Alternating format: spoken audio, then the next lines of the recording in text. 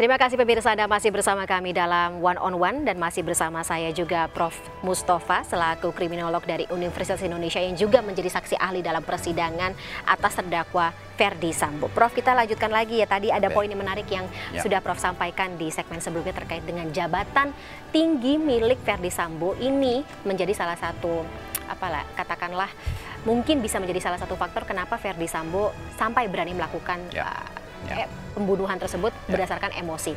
Dan yang kita juga yang Prof juga sampaikan dalam persidangan adalah ketika banyaknya orang-orang yang kebetulan jabatannya ada di bawah Sambo ini juga ikut serta terseret dalam kasus tersebut karena takut oleh Ferdy Sambo. Dan semakin saya kutip Prof, semakin tinggi jabatan seseorang maka akan semakin kecil pula yang jabatannya jauh di bawahnya menolak perintah. Ini bisa jadi alasan untuk memperingan mereka yang jabatannya di bawah Sambo atau tidak? Bisa. Karena kan ada ketakutan untuk tidak melaksanakan perintah. Gitu.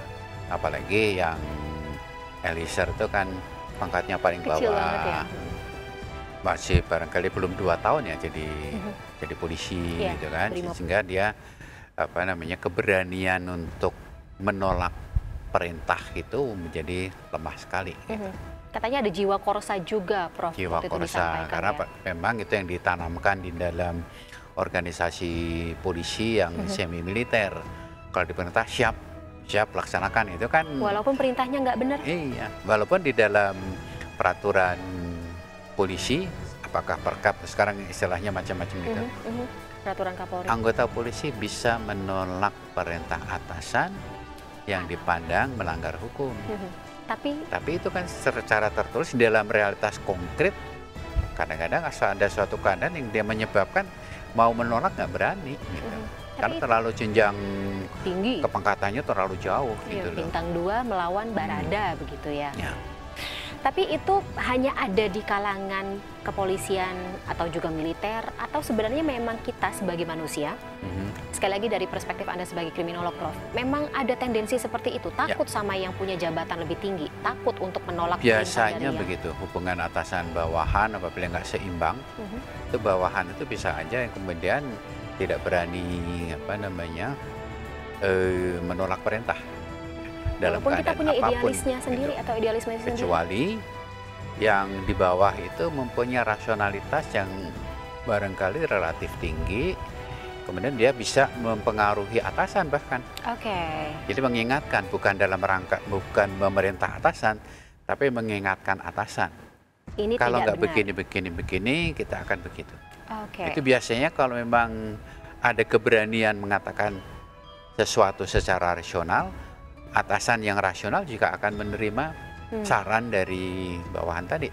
Tapi di dalam organisasi yang militer, semi militer itu saran dari bawahan itu hampir diindahkan, tidak diindahkan. Tapi kalau yang sipil biasanya masih ada peluang. Bisa negosiasi. Kecuali yang memang sifatnya otoriter. Gitu ya.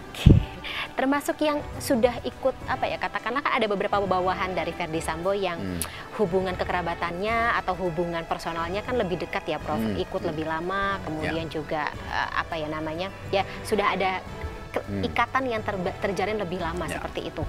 Ini tidak bisa jadi semacam pertimbangan, Prof, gitu. Kan katakanlah gini, hubungannya sudah dekat, kok nggak bisa influence Ferdy Sambo untuk tidak melakukan tindak pidana itu? Karena tadi posisi yang terlalu jauh, jabatan yang terlalu jauh. Kalau misalnya yang pertama siapa yang diminta melakukan Reki itu berani, saya nggak berani. Itu barangkali pengalaman kerja dia lebih lama dibandingkan Eliezer. Dan dia sudah menjadi ajudan lebih lama. Jadi dia mempunyai pengetahuan bahwa kalau dia menolak dengan alasan yang bisa diterima ya aman-aman saja. Sementara Eliezer tidak punya pengetahuan masih baru lama itu. Baik, tapi lagi-lagi ini bisa menjadi alasan untuk memperingan terdakwa lainnya. Yang diperintah bisa. Termasuk Kuat Ma'ruf, termasuk Kuat Ma'ruf bisa. Dan juga orang-orang atau aparat kepolisian yang tersangkut obstruction of justice. Kalau aparat yang melakukan obstruction of justice itu ya kemudian pangkatnya relatif sudah tinggi. Ya kan? Ada brigjen, ada kombes, ada apa segala macam, harusnya bisa lebih rasional untuk Dan mengatakan menolak itu harusnya sudah bisa dilakukan dari awal. Tapi ini kembali tadi barangkali karakter dari Verdi Sambo ketika menjadi pimpinan yang tidak mengenal kompromi itu barangkali juga berpengaruh. Itu juga harusnya digali juga gitu. Utang budi juga bisa menjadi alasan, Prof. Utang budi bisa menjadi alasan. Ya, yang mereka misalnya karir yang dibantu oleh Verdi Sambo, dibiayai hidupnya oleh Verdi Sambo. Soalnya ini juga kelihatan tidak hanya di kalangan para kepolisian yang sesama polisi, tetapi juga ART sipil gitu, ART, kemudian juga supir ya tadi ya. Ini juga terlihat apa ya? Saya nggak tahu, soalnya saya juga awam, saya tidak tahu apakah ini karena takut atau karena memang loyal ya secara personal karena dekat gitu. Jadi banyak kemungkinan. Kan kalau melihat informasi yang beredar itu kan justru hubungan antara Verdi Sambo, Putri dengan para ajudan itu katanya kekeluargaan, gitu kan? Artinya ini menimbulkan perasaan jiwa korsa yang lebih kuat lagi daripada sekedar anggota polisi. Jabatan. Gitu. Oh gitu. Iya. Jadi kalau misalnya hubungan personal yang lebih dekat gitu antar individu, ini justru bisa menjadi alasan kenapa kita mau ikut serta dalam tindakan tersebut, walaupun kita tahu kalau salah ya, Prof. Karena komunikasinya juga dari informasi yang terungkap di persidangan, ketika ada yang membuka file percakapan, ya, menyebut Verdi Sambo itu bapak. Padahal kalau dalam kehidupan sehari-hari polisi yang masih baru, kalau tidak menyebut komandan, dan benar. Atau kemudian kalau jenderal ya jenderal, ini sudah menyebut bapak, berarti kedekatan emosionalnya lebih tinggi sehingga kemungkinan penolakannya juga lebih tinggi ketika diperintahkan yang melanggar hukum. Kalau kayak gitu tetap bisa jadi alasan untuk memperingan, Prof? Bisa. Masih tetap bisa. Karena memang bukan niat dari orang tersebut. Tapi bagaimana cara membedakan antara loyalitas, takut dengan perintah atasan, atau karena ya dia memang pengen mau aja untuk melaksanakan pembunuhan tersebut gitu? Ada kepentingan nggak? Gitu. Karena kan yang memperoleh manfaat dari peristiwa itu siapa? Antara Eliezer dengan Yosua kan tidak ada informasi ada konflik. Iya betul. Jadi alasan untuk membunuh karena kepentingan pribadi tidak ditemukan. Jadi gugur ya tadi ya untuk karena kepentingan pribadi tersebut. Kalau ada persaingan di belakangnya baru itu bisa menjadi salah satu faktor. Ada informasi tentang persaingan baru bisa dipertimbangkan gitu. Ada konflik secara pribadi lah. Tapi ini juga kayaknya tidak digali lebih lanjut ya di berita acara pemeriksaan terkait dengan kan Yosua dalam kesaksian dari pengacara keluarganya mengatakan ada dinamika yang terjadi tanda kutip dalam antar ajudan tersebut, ada geng lama sama geng baru, kemudian Yosua merasa terancam. Itu juga nggak digali gitu. Karena kan dari media sosial, dari pengacaranya Yosua yang informasinya nggak jelas dari mana gitu kan. Tapi kalau menurut Prof itu harusnya ada nggak? Harusnya digali gitu. Makanya tadi saya mengatakan ahli itu harusnya dilibatkan dalam proses awal. Sehingga ketika dia melihat ini ada kurang informasi, coba digali. Gitu. Dan seharusnya para penyidik tahu dong kalau misalnya ini ada begitu. Yang jangan kemudian sudah jadi baru tanya gitu loh. Jadi untuk membuat terang perkara itu harus dilibatkan dalam proses. Kalau psikolog dia mempunyai protap metodologi, dia harus diberi kesempatan untuk melakukan asesmen secara langsung. Gitu. Why do you think, Prof? Maksudnya ini memang karena miss dari penyidiknya atau sengaja tidak digali lebih lanjut? Mungkin karena base saja gitu. Pengetahuan tentang bagaimana pembuktian ilmiah itu yang masih kurang gitu. Di Indonesia? Terutama yang tidak baku. Kriminolog kan tidak baku. Gitu lah. Kasus seperti ini sempat ada, Prof, sebelumnya di Indonesia? Saya pernah 5 kali kalau misalnya menjadi ahli menggunakan teori-teori kriminologi. Jadi harusnya ada dong. Harusnya ada, karena misalnya gini, ini kan kemudian menjadi kasus, ya kan? Untuk mempelajari kasus ini secara kriminologis yang dapat dipertanggungjawabkan butuh waktu kurang lebih 6 bulan. Tapi kan untuk check and recheck, dan itu kan butuh biaya. Gitu. Dan untuk P21 kan juga durasinya kurang dari 6 bulan, Prof. Iya, gitu. Oke, mungkin ini. Karena itu saya hanya diberi kronologi, gitu kan.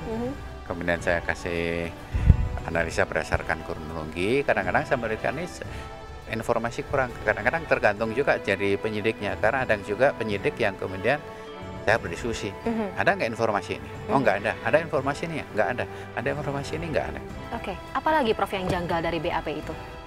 Ya sebetulnya Prof baca. Karena lebih fokus kepada pembunuhan berencananya, maka latar belakang di Magelangnya kurang digali. Gitu. Padahal itu sebenarnya kuncinya. Di situ bisa menjadi faktor yang meringankan. Asal jelas. Meringankan siapa? Bagi bagi perencana maupun bagi Eliezer. Tapi untuk Ferdy Sambo dan Putri? Ya, tapi dia yang menjadi faktor pemberatan juga ada. Seorang jenderal polisi, Bareskrim, pernah di Bareskrim, merencanakan. Itu kan perencanaan kategori yang lebih berat daripada pembunuhan biasa. Gitu. Tapi paling enggak itu bisa sedikit mengurangi. Oke. Jadi pertimbangan hakim ya lagi-lagi. Tapi yang masih saya penasaran sampai dengan saat ini atau mempertanyakan gitu, apakah ketika seseorang emosi itu bisa merencanakan pembunuhan? Orang emosi bisa aja. Bisa saja. Makanya kan gini, dibedakan antara pembunuhan berencana, pembunuhan tidak berencana. Kalau tidak berencana kalau kan yang tidak spontan. berencana, si emosi spontan saat itu, tanpa ada jeda, tanpa ada intervensi apapun. Jadi langsung ketika dia merasa emosi langsung menyerang. Kalau ini ada jeda? Ada jeda waktu untuk berpikir. Atau bisa menurunkan emosinya, begitu bisa ya? menurunkan emosinya. Tapi tidak dilakukan? Bahkan tidak dilakukan. Bahkan penuntut umum bertanya, apakah mungkin orang yang emosional itu masih sempat pergi main badminton gitu kan? Nah itu artinya kan ada cukup waktu memang untuk memikirkan. Kepala. Iya. Saya melakukan atau tidak itu kan cukup. Atau hal yang lebih penting lainnya, minta visum tadi ya Prof ya. Tapi ya ini bisa menjadi salah satu ya lagi-lagi makanya yang peristiwa di Magelang itu menjadi sesuatu yang misteri karena barangkali juga faktor lain bukan pelecehan seksual, faktor lain itu karena nggak ada informasi. Gitu. Faktor lain itu mungkin kalau misalnya dari katakanlah teori kriminologi, apakah bisa katakanlah diselidiki gitu, faktor lain apa lagi gitu yang bisa mendasari seseorang untuk melakukan pembunuhan berencana. Tapi lagi-lagi tahan dulu ya Prof jawabannya, kita akan gali lebih lanjut. Pemirsa, tetaplah bersama kami, program One on One akan kembali setelah jeda berikut.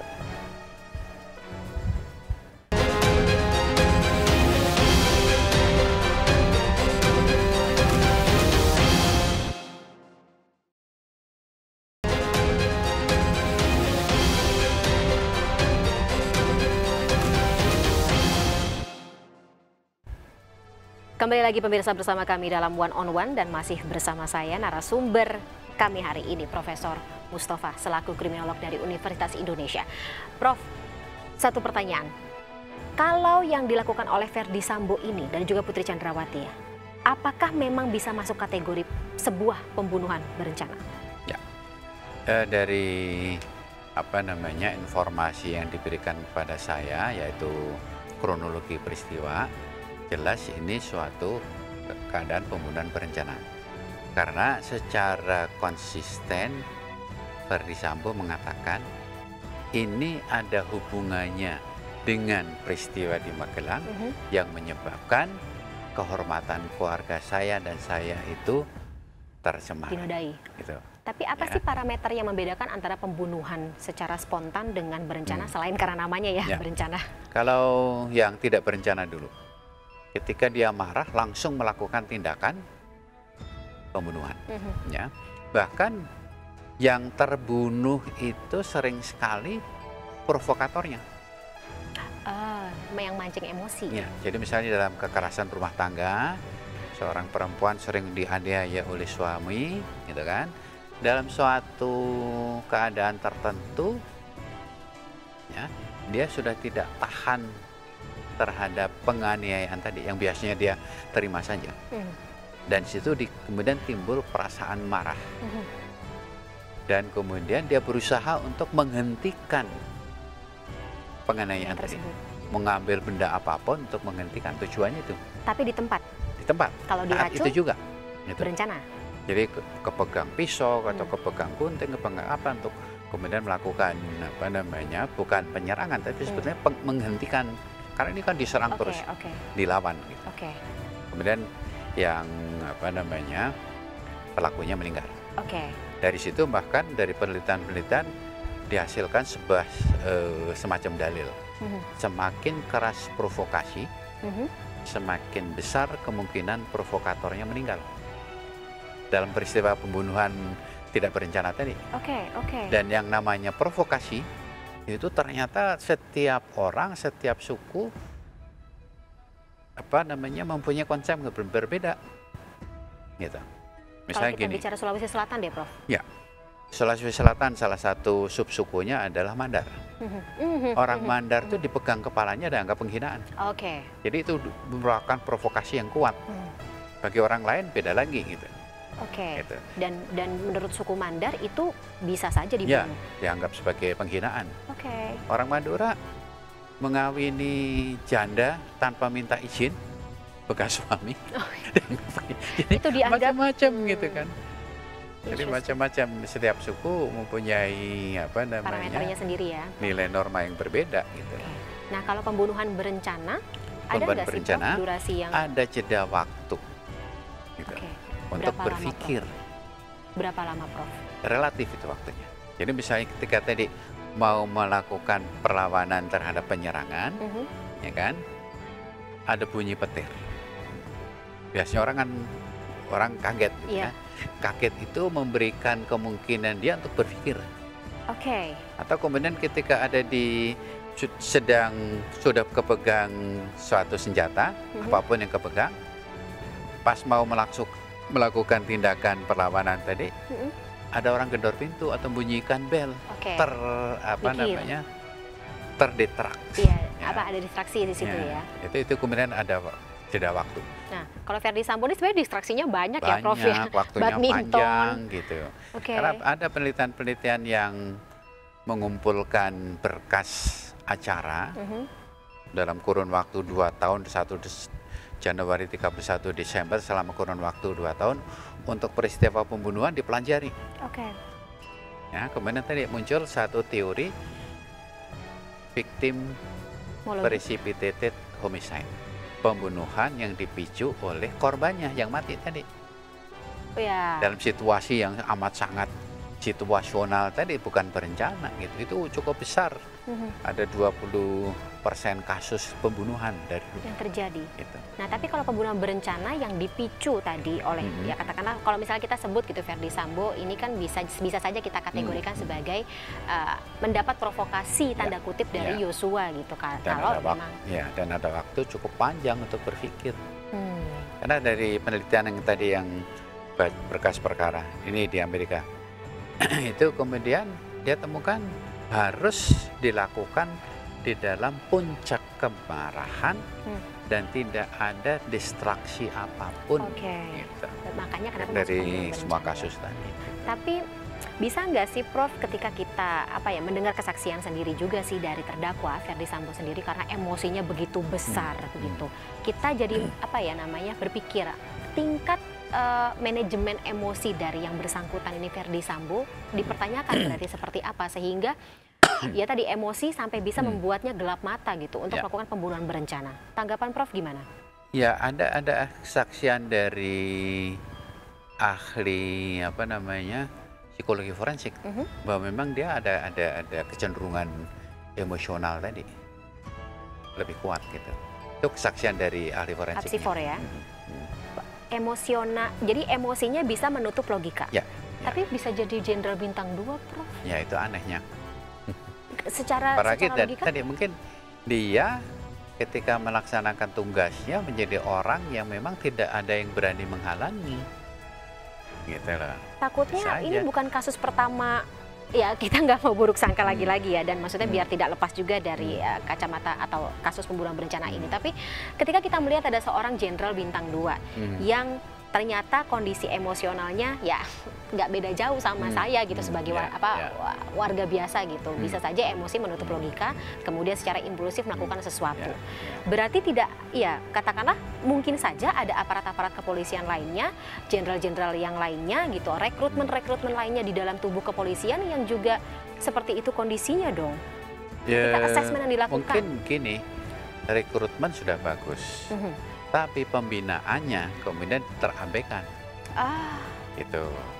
Karena kan orang bisa berubah, ya. Rekrutmen bagus, tapi pembinaannya dan kemudian pengalaman kerjanya menyebabkan manajemen emosinya menjadi lemah. Karena padahal misalnya ada, baik. Misalnya gini, jabatan Kadif Propam itu powerful. Ketika powerful itu kemudian dia merasa nggak ada orang berani melawan saya, gitu. Kontrolnya pun tidak ada ya, Prof. Kan hasilnya ada atasan, irwasum gitu kan, tapi ya tadi betul-betul powerful. Karena dia polisinya polisi gitu kan. Interesting. Jadi banyak spektrum lagi-lagi ya Prof ya dalam kasus ini ya. Yang juga saya ingin tanyakan tentang mungkin reaksi dari Prof sendiri ketika Prof mengatakan dalam persidangan bahwa ini adalah pembunuhan berencana. Sementara terdakwa sendiri Ferdy Sambo dan juga Putri Chandrawati berkeras. Ini bukan pembunuhan berencana, ini spontan karena emosi belaka. Kalau spontan emosi belaka itu harus dilakukan seketika ketika dia memperoleh informasi bahwa Putri itu mengalami pelecehan seksual. Tapi kan dia nggak ada berada di tempat ketika pelecehan seksual terjadi. Dia memperoleh informasi, saya perlu cek lagi apakah Putri menelpon dulu atau setelah tiba di Jakarta baru bercerita, itu kan jeda waktunya cukup panjang gitu. Tapi di berita acara pemeriksaan sendiri juga dikatakan bahwa Putri ceritanya di Jakarta ya Prof ya. Ya lagi-lagi dia bercerita ada kasus di Magelang itu di dalam kronologi diuraikan. Dia mengaku begini. Gitu. Tapi ya tadi tidak dilakukan atau visum atau prosedur yang seharusnya dilakukan oleh kepolisian seperti itu. Tapi lagi-lagi Prof, dari perspektif kriminologi dan apalagi kalau misalnya kita belajar dari kasus-kasus sebelumnya yang terjadi tidak hanya di Indonesia tapi mungkin bisa kita lihat dari luar negeri seperti itu.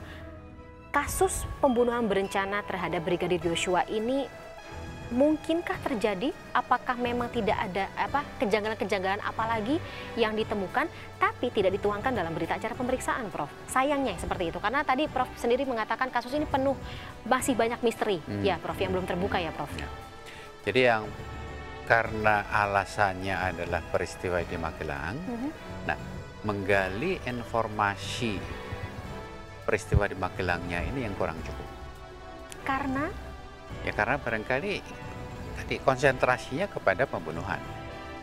Gitu Walaupun kalau misalnya dikatakan yang tahu soal perkosaan itu cuma Putri dan juga Joshua. Kemudian yang kedua, Yoshuanya sudah meninggal. Gitu kan? Sehingga secara hukum ya nggak bisa diperiksa lagi gitu. Tapi untuk memperjelas peristiwa di Duren 3 harusnya dia tetap digali. Harusnya gitu. Kalau di situ gimana Prof? Tadi selongsong peluru, terus kemudian posisi dari para terdakwa itu sendiri, Eliezer, kemudian juga Ferdy Sambo yang ada atau tidak adanya sarung tangan yang juga masih jadi perdebatan. Selongsong ditemukan gitu kan memang. Kemudian dilaporkan itu disebar secara sengaja. Kemudian kalau sarung tangan kan memang ada video yang awal yang ketika Ferdy Sambo turun dari mobil, pistolnya jatuh, diambil tuh dia menggunakan sarung tangan. Sehingga persoalannya adalah kenapa ketika di video yang kemarin ditayangkan kok tidak pakai sarung tangan, itu kemudian harus digali lagi, ada cocokin. Yang dialterasi apa tidak? Ini video di mana? Ini video di mana? Jam berapa? Ini jam berapa?